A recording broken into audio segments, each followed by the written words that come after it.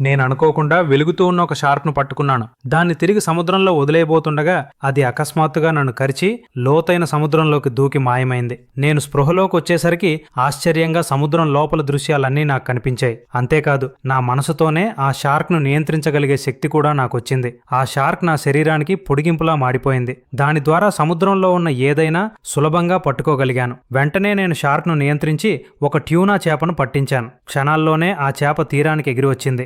ఒక్క చేపతోనే నాకు మంచి లాభం వస్తుందని ఆనందంతో దాన్ని కౌగిలించుకున్నాను. తరువాత దాన్ని సముద్రాహార మార్కెట్కు తీసుకెళ్లాను. అక్కడి మత్స్యకారులు నన్ను చూసి ఇది ఎక్కడో చచ్చిపోయిన చేపను తీసుకొచ్చాడని ఎగతాళి చేశారు. అప్పుడు అక్కడికి వచ్చిన ఒక ధనవంతురాలు వెంటనే అది అరుదైన ట్యూనా జాతి అని గుర్తించి దాన్ని $1,00,000 కొనుగోలు చేస్తానని చెప్పింది. నేను వెంటనే ఒప్పుకున్నాను. తరువాత ఆమె నాకు ఒక విజిటింగ్ కార్డు ఇచ్చి త్వరలో జరిగే తన విందుకు నాణ్యమైన చేపలు సరఫరా చేస్తే మార్కెట్ ధర కన్నా ఎక్కువ చెల్లిస్తానని చెప్పింది. నేను సంతోషంగా అంగీకరించాను. ఆ తరువాత నేను బీచ్ పై పడుకుని విశ్రాంతి తీసుకుంటుండగా నా షార్క్ సముద్రంలో చేపల వేట మొదలుపెట్టింది. కొద్దిసేపటికి అది ఆమె చాలా సంతోషించి ఒక్కో చేపకు $30,000 ఇస్తానంది. కానీ పక్కనే ఉన్న ఒక చేపల వ్యాపారి తన వ్యాపారానికి అడ్డుపడుతున్నానని కోపంతో విందుకు కనీసం 30 చేపలు కావాలంటూ నన్ను అవమానించాడు. నేను వాదించలేదు. నేరుగా నా చెల్లెలికి ఫోన్ చేశాను. కొద్దిసేపటికి ఒక 3 చక్రాల బండి అక్కడికి వచ్చింది. వ్యాపారి నిర్లక్ష్యంగా చూశాడు. కానీ నేను కప్పు తీస్తే బండి నిండా ఎల్లో క్రాకర్ చేపలు కనిపించడంతో